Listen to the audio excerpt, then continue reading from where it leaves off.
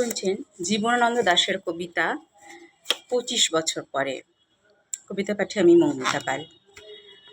শেষবার তার সাথে যখন হয়েছে দেখা মাঠের উপরে, বলিলাম একদিন এমন সময় আবার আসিও তুমি, আসিবার ইচ্ছা যদি হয় ২৫ বছর পরে। এই বলে ফিরে আমি আসিলাম ঘরে। তারপর কতবার চাঁদ আর তারা মাঠে মাঠে মরে গেল, ইঁদুর পেঁচারা জ্যোৎস্নায় ধান ক্ষেত খুঁজে এলো গেল। চোখ বুজে কতবার ডানে আর বায়ে পড়িল ঘুমায়ে কত কেউ। রহিলাম জেগে আমি একা, নক্ষত্র যে বেগে ছুটেছে আকাশে, তার চেয়ে আগে চলে আসে যদিও সময়। ২৫ বছর তবু কই শেষ হয়। তারপর একদিন আবার হলদে তৃণ ভরে আছে মাঠে, পাতায় শুকনো ডাটে ভাসিছে কুয়াশা দিকে দিকে। চড়ুইয়ের ভাঙা বাসা শিশিরে গিয়েছে ভিজে। পথের ওপর পাখির ডিমের খোলা ঠান্ডা করকর। শশা ফুল দু একটা নষ্ট সাদা শশা, মাকড়ের ছেঁড়া জাল, শুকনো মাকড়সা লতায় পাতায়। ফুটফুটে জ্যোৎস্না রাতে পথ চেনা যায়, দেখা যায় কয়েকটা তারা হিম আকাশের গায়ে। ইঁদুর পেঁচারা ঘুরে যায় মাঠে মাঠে, খুদ খেয়ে ওদের পিপাসা আজও মেটে। ২৫ বছর তবু গেছে কবে কেটে।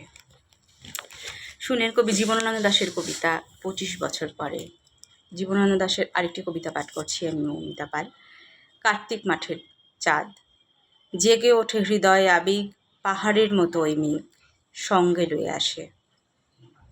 মাঝরাতে কিংবা শেষ রাতের আকাশে যখন তোমারে মৃত সে পৃথিবী এক আজ রাতে ছেড়ে দিল যারে। ছেঁড়া ছেঁড়া সাদা মেঘ ভয় পেয়ে গেছে সব চলে, তরাসে ছেলের মতো আকাশে নক্ষত্র গেছে চলে। অনেক সময় তারপর তুমি এলে, মাঠের শিওরে চাঁদ। পৃথিবীতে আজ আর যা হবার নয়, একদিন হয়েছে যা। তারপর হাতছাড়া হয়ে হারায় ফুরায়ে গেছে, আজও তুমি তার স্বাদ লয়ে আর একবার তবু দাঁড়ায়ছ এসে।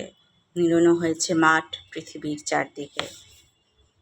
শস্যের ক্ষেত চষে চষে গেছে চাষা চলে, তাদের মাটির গল্প তাদের মাটির গল্প সব শেষ হলে অনেক তবুও থাকে বাকি।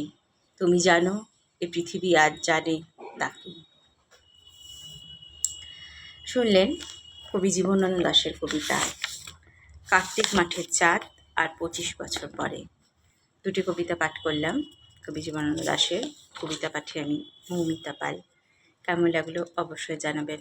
আমি কবিতা পাঠ করে বিভিন্ন কবির কবিতা পাঠ করে ভিডিও আপলোড করি।